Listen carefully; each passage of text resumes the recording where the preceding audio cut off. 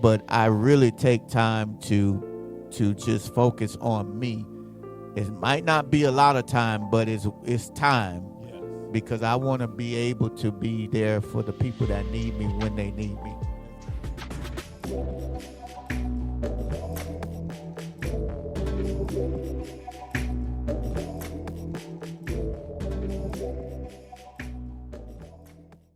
Hello, and welcome back to Love Speaks. I am your host, Francois, and we are so excited that you decided to join us for another episode.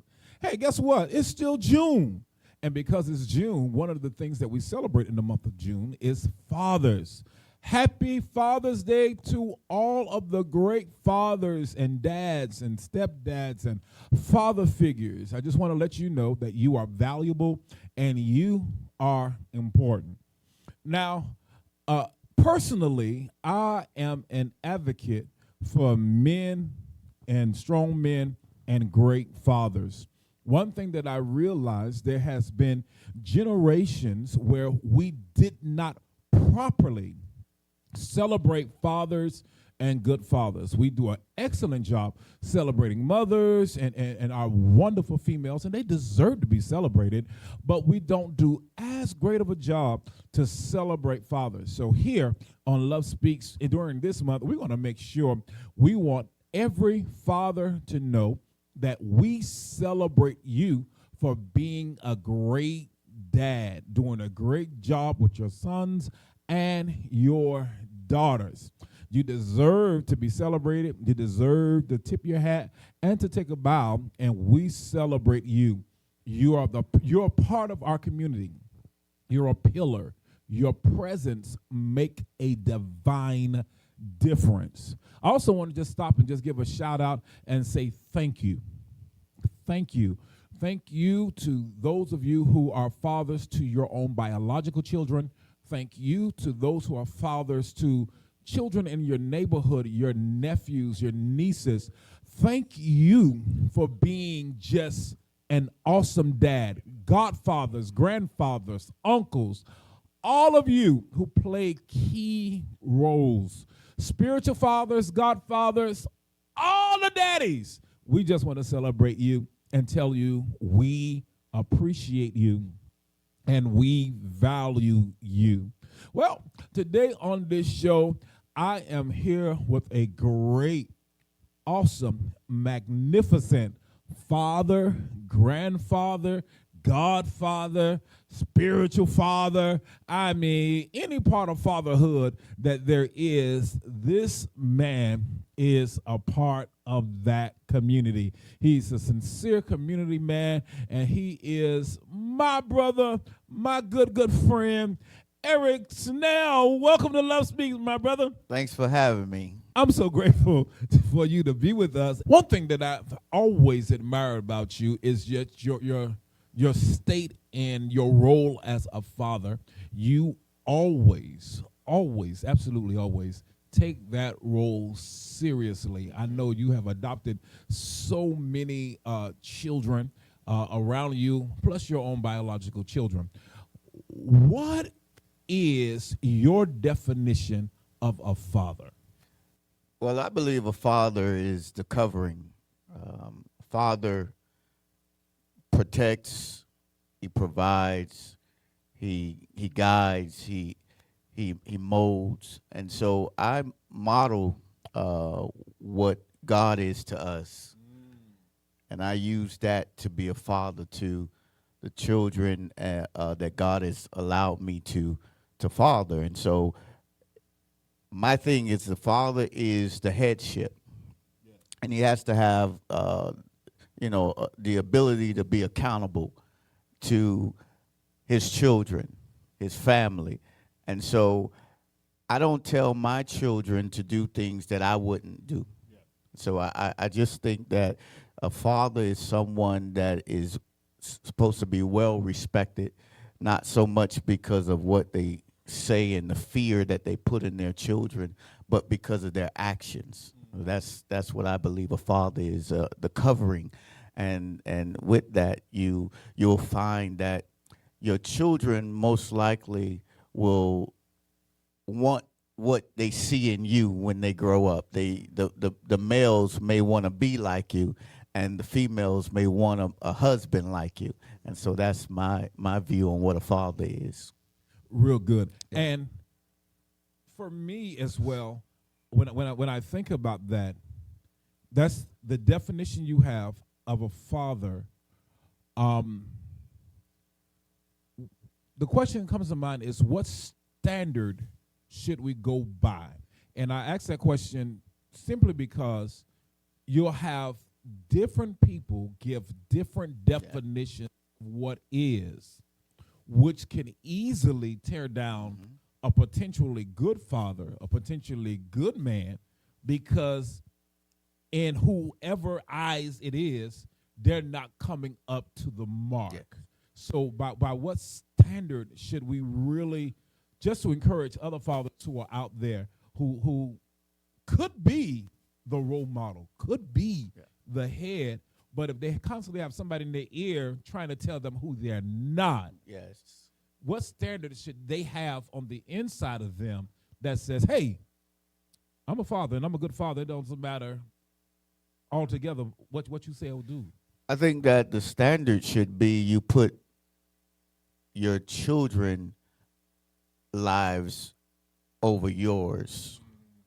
So if you won't go and buy nice clothes if your children don't have clothes on their backs. You know, you won't be at a restaurant eating with your friends or a companion if your children at home hungry. And so my standard is that you would do whatever it takes to make sure you provide, and that you also, you know, interject the love that is necessary, because a good father knows how to show compassion. He knows how to be intimate with his children.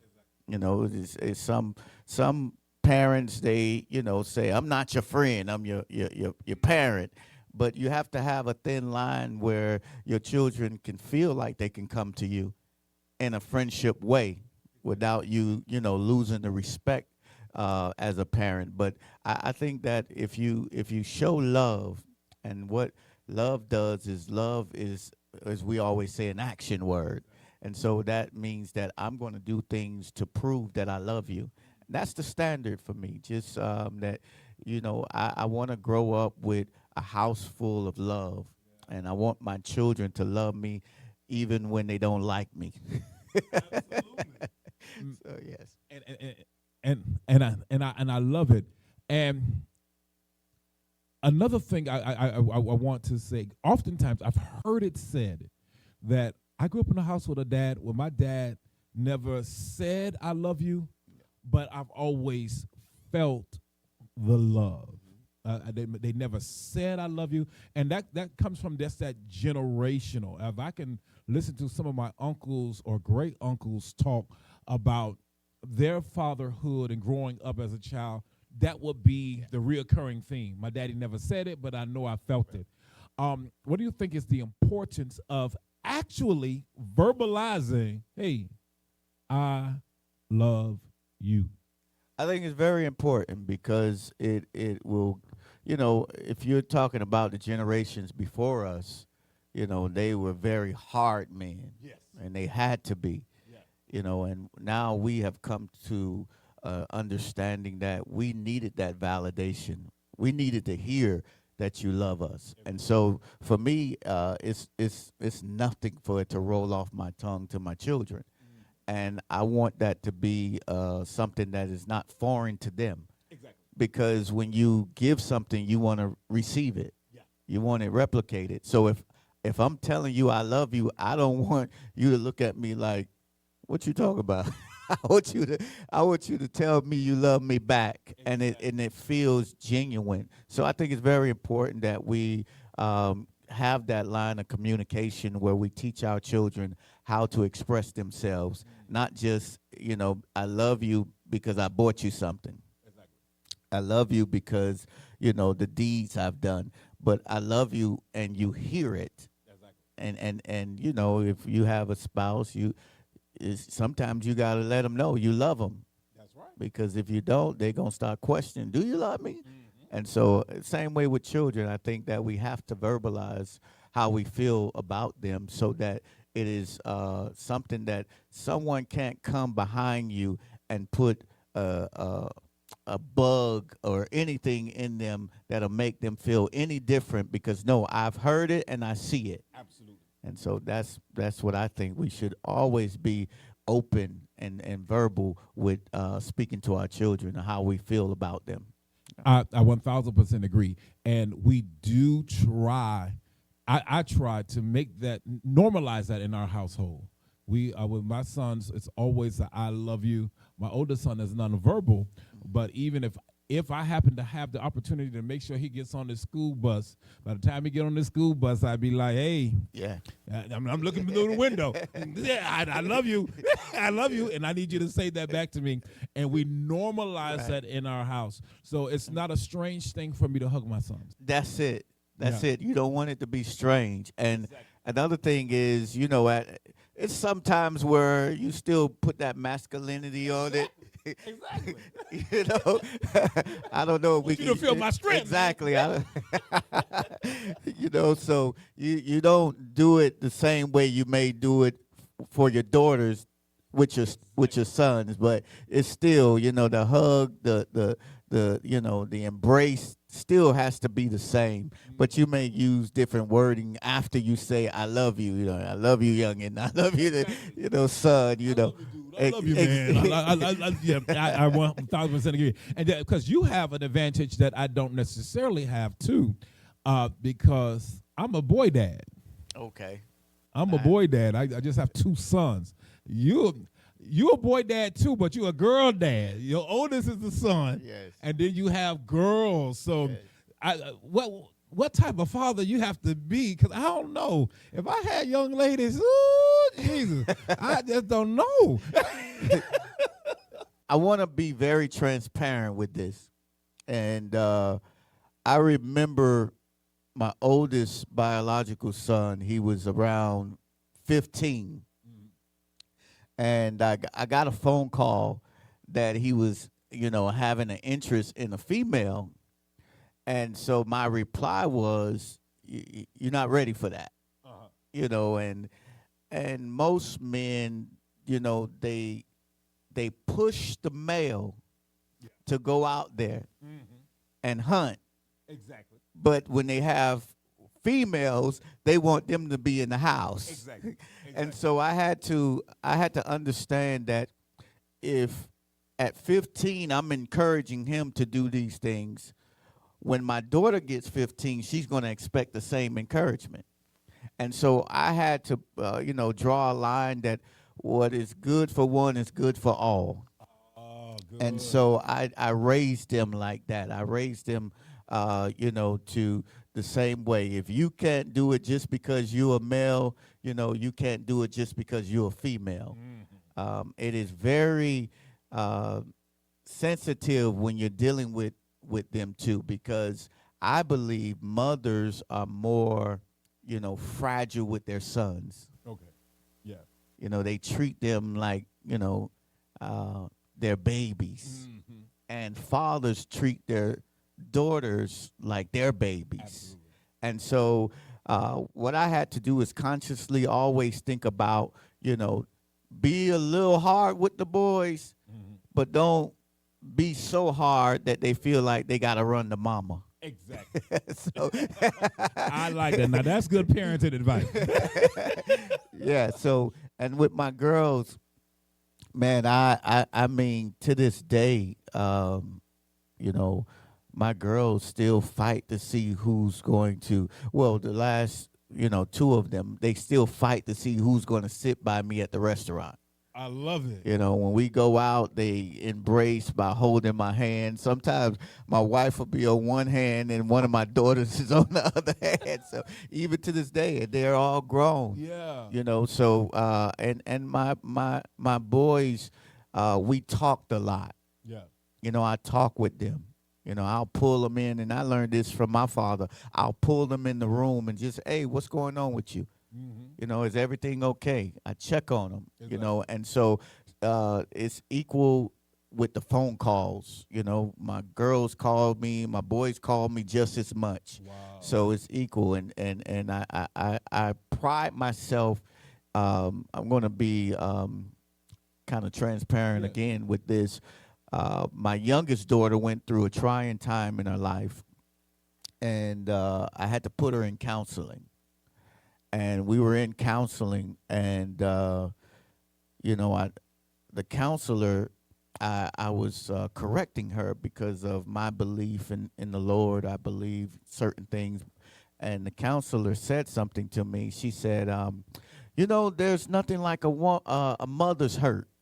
Mothers hurt more than fathers." And my daughter was in the room, and when she said this, I said, "I don't know if you're the right counselor for us." Because her mother does not hurt more than me. If anything, it's equal. Because I'm going to give my right arm for her, and I know for sure I would do it. Exactly. You know, you can ask the mother if she's going to do it. So there's no difference in hurt. Exactly. There's no difference in a mother's love and a father's love when you truly are a father. Exactly.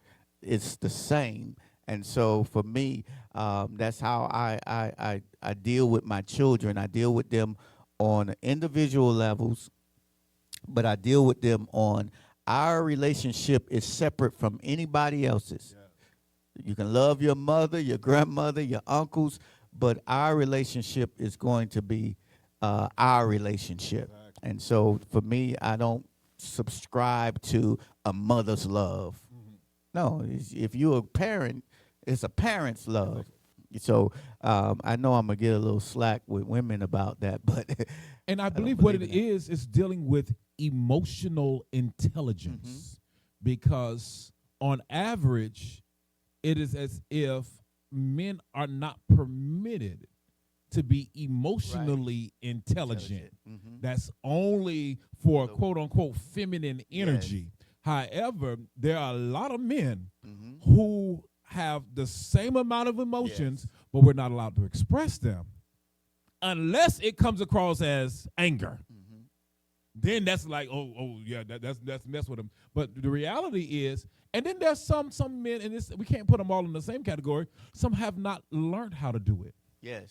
They haven't learned because it just seems like it's taboo. It's something that you don't do. Mm-hmm. You don't show emotions. You don't hug, you don't, and so you always have to act like you're not bothered. Yes. And act like you don't care. Yes. And the reality is, we live in a new state now. We live in a new place where men are not just out hunting and out there in the field, they're closer to home. Yes. They're with their children. So there was a time where, and I can remember hearing my great-grandmother, thank God I'm fortunate enough to have had my grandmother in my life, my great-grandmother in my life, my mother, and just to sit down and hear my great-grandmother talk. And she said, you know, long and then, she said a lot of men weren't in the house because there was no work here. So men had to travel away for work. And it was the woman's responsibility at that time to create an atmosphere of genuine respect. So when he did come back home from work, we honored and we respect him. So he wasn't there as often because he's either away in war, away trying to work. But nowadays it's a little different. We're closer to home now. Yes. And because we are closer to home, we get a chance to be hands-on father beyond being a provider. Yes. Beyond being a provider. So I call that emotional intelligence. Yes. So that's what we I'm bothered. We might be bothered differently, but I am affected. Fathers are affected just as much as mothers. Yes. What are some of the things that you learned from what else are some of the things that you learned from your father to help you as a father? Spare the rod, spoil the child.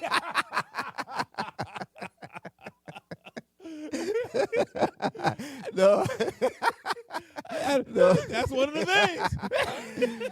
No, but seriously, that was one of the things. One of the things. My father would be the nicest man you want to meet. Mm-hmm. Just don't mess up. Exactly. Too many times. So I'm hard on my children. I'm very hard on them because I want them to be great. Yeah. But I'm hard and I'm gentle. Yeah. You know, my father would chastise us, and I know they don't do this nowadays, but we used to get what they call whippings. Yes. Yes. And before the whipping, he would talk to you, and after the whipping, he would talk to you. Exactly. You know, and sometimes he would say, you know, I love you. Like you're not showing it right now, like you know. But he was that type of man that he was very strict and he was hard on us, and I pat my fatherhood after that. You know, and my father, I could go to him and talk to him about almost anything. Whereas some things I didn't want to go to my mama, you know, even though, you know, my mother, you know, is a strong foundation in my life. And I believe my children is like that now. I believe all of them will come to me in comfort Yes. because you know, I wasn't just hard, but I was gentle, Yeah. and I am gentle with them. You know, so I'm going to, you know, I'm going to correct them, but I'm also going to show them and tell them that I love them also. And so I think that, you know, a good father will have a balance to where, you know, I don't hold anything against my children. Once we address it, we don't address it anymore. We don't bring it up anymore. Whatever they go through, I'm going to help them get through it, and none of them will come and say, you know, my father throwed this back up in my face. Because again, as your earlier question, I model being a father after the father. Exactly. And so whatever we do as children, once we are forgiven, he does not bring those things back up. I just use them as, you know, examples not to go down the same path Exactly. because you may have the same ending. But as far as to, you know, use it as a form of, you know, correction, I don't think you use faults after you have addressed them and after you have moved on from them as a form of correction. I think that just brings a stumbling block. It's just a reminder. And so I don't want to be reminded of my failures. And so for me, my father taught me how to move on.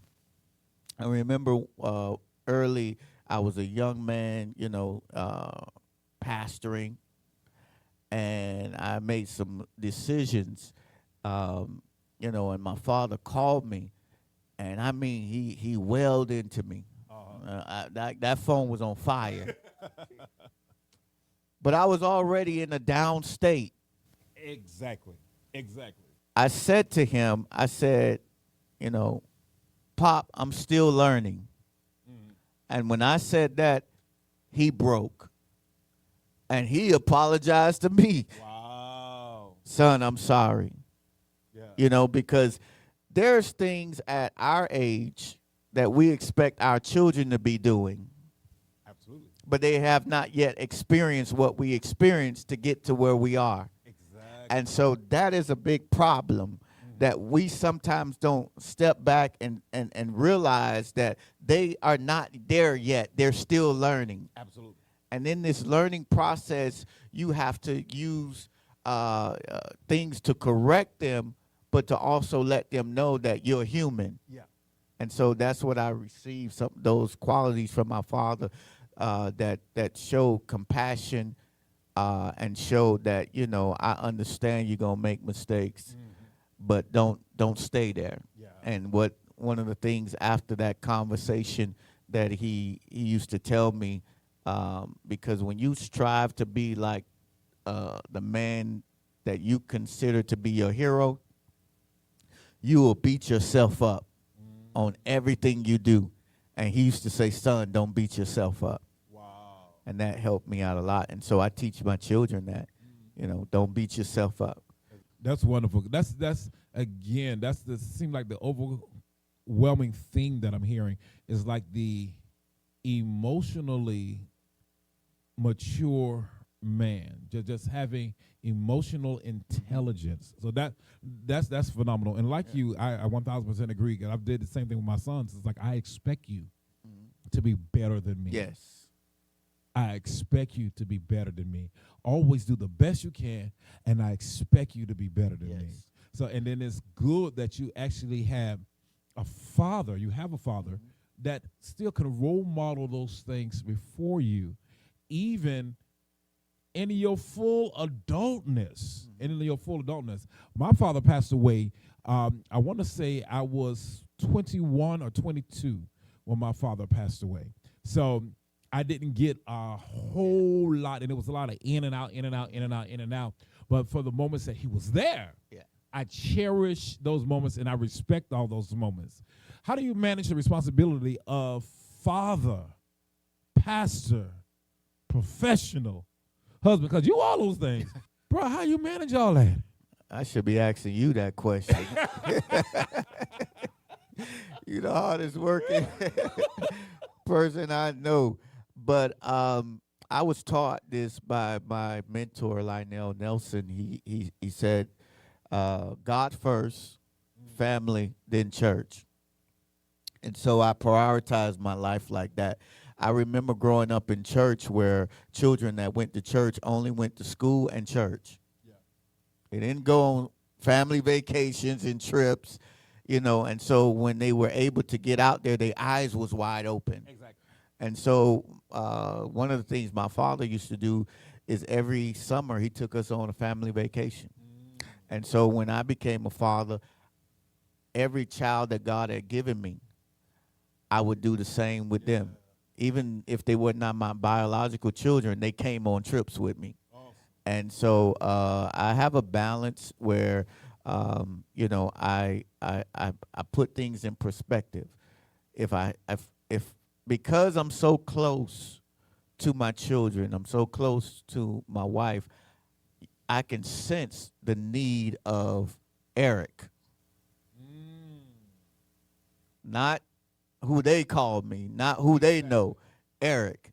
Yeah. And so there's been times, where many times I have just went on trips with a selected child. We going for 3 days, me and you. Exactly.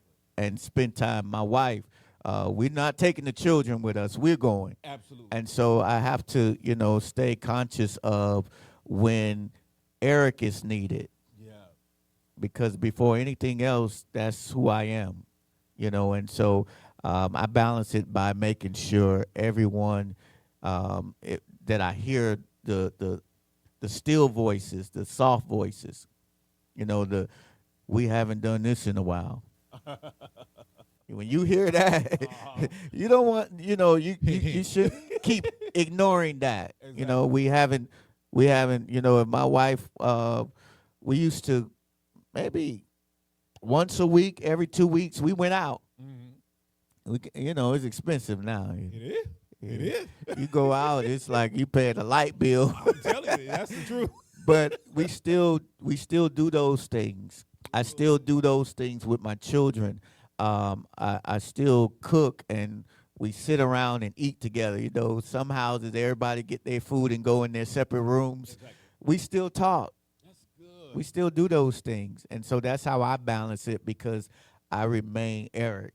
And which is powerful, because one of the things that we discover inside of, especially the black church movement, the Bible says, I will make your name great.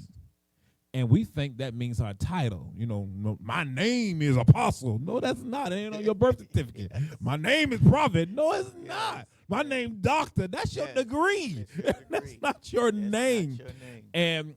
And I think that's one of the reasons why you and I vibe so well, because I don't have to be any of the positions that I'm in. I can just be me. Oh, yes. And I think that's one of the reasons why we vibe just so well. And I love that that's a mantra for yourself, that you stay in tune with yourself. You don't get lost in your role. And I think that happens to a lot of fathers. You get lost in your role, and then you discourage your own self for being the best father you can be because you're not being the best you can be. Yes. And I think it's important to find that space, find that time where you can just be you. Your role is important in all the different arenas, and you have to create all those boundaries. So give me an example of what you do for you. What do you do for you? I buy myself things. Good answer, good answer, good answer. I don't wait around, ask for nobody to do it. I buy myself things, or I'll go, to the spa. When you came up, Exactly. I say, brother, let's go. We gonna go get massages, and I do self-care. Yeah. I take care of myself. I spend time with me. Yeah. There used to be a period of time where I would take probably a half a day and just don't answer the phone. There was a time when I was doing, ministry really heavy, that I would take 2 days and just, go to myself for 2 days. Yeah. And because at the end of the day, you can't be burnt out because you're no good to the people that need you. Absolutely. I had this one TV set. I remember years ago I had this TV set, and it was a brand new big screen. It's when the plazas first came out, so I'm outdating myself. It was nice, and it was on the wall. And one day I came home. To this day, I think one of the children did it, but I have no evidence. But I came home, turned the TV on, and it had this line in the middle. Like the TV was broke. And I was like, whoa, I just got this TV. This TV costs a lot of money. And I called the manufacturer. The manufacturer told me that the TV was having that problem. They were aware of it, but there was no warranty, that they will only give me a rebate to buy another one. I was like, whoa, so all this money I just spent on this TV, it's no good. But the TV was so nice, I just let it sit there as decoration for about 2 months. For 2 months, I go home, I look at this TV. 2 months, it looks good as decoration, but I can't use it. It's no good to nobody in the house. And I can't live like that. Where it looks good on the outside. Oh, they got a nice family. But I'm no good to the people that need me when they need me. And so I take time for myself. Like I said, I even go get my nails and feet done. I know a lot of men might, that might not be their thing. But I take time for myself, self-care. I'm big on hygiene, so that's why I do that. And but I really take time to just focus on me. It might not be a lot of time, but it's time. Because I want to be able to be there for the people that need me when they need me. And not just be that TV. Sitting on the wall looking good but not useful at all. So take a note, fathers. If you're not good to you, you're not going to be good for anybody else. So it's not selfish. Taking a moment, especially if you already know you're not a selfish individual. If you already know that, there's no doubt in your mind. If you have to ask yourself, am I a selfish individual? We already know you're not. Because a real selfish individual don't care. They're like, nah, me first, me. But you can't be good for others when you're not good for yourself. So I mean, I'm with you, bro. I have to. I was telling myself that a good while back. I said I have to find me some more me time. Yes, you have to. Just to do me. Just to do me. Good fathers you find hang around each other. I don't. You won't find a father that's an absentee father with one that is not. Exactly. You just won't feel comfortable around him. What we got to talk about? I got my kids. You ain't got yours. Where your children at? And so for me, I think that where them kids at? Yeah.